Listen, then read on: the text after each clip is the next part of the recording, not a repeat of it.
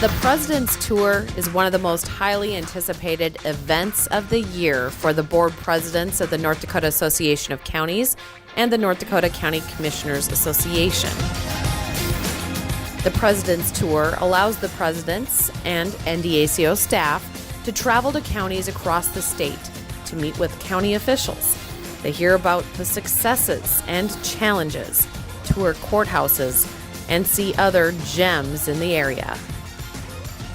The group visited the counties of McHenry, Towner, Cavalier, Pembina, Willette, Bottineau, Sheridan, Foster, Eddy, Wells, and Pierce.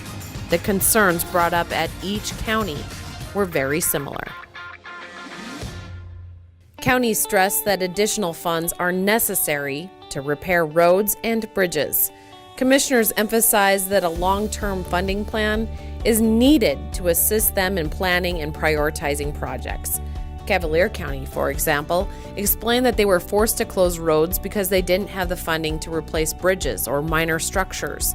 Commissioners across the state were enthusiastic to learn about the proposal being brought forward by legislative leadership that would establish a permanent funding stream for local roads. Every county highlighted the importance of the NDSU extension programs and the value they bring to their communities for youth and adults. In particular, they highlighted the significance of having an unbiased agriculture research person to assist farmers and ranchers. Lawmakers voted to cut extension funding during the 2017 legislative session. A new funding formula was created, shifting a greater share of the cost of extension to counties. Most counties were able to make it work for 2019, but commissioners say they believe positions will have to be cut if the state funding is not addressed in the next session. Bottineau County was forced to eliminate a position due to the formula change and budget constraints. Commissioners use this situation as one example of how the state has pushed costs to counties. Commissioners provided encouraging support for NDACO to continue the work on the Social Service Redesign project that has been the result of the 2017 legislative session. In an effort to provide property tax relief to citizens of North Dakota in a more equitable manner, the legislature took over the cost of county social services. Counties shared that there are budget challenges in working with the current formula, which is based on 2015 numbers. However, they acknowledged that this effort is a work in progress. As counties and the state look at potential changes to gain efficiencies in the total social service system, one priority remains clear. There must be a local presence to deliver services. Auditors across the state encouraged NDACO to continue efforts to secure state funding for new election equipment. The equipment being used to scan ballots is failing and breaking down. Efforts to achieve funding for the election equipment failed in the 2017 legislative session.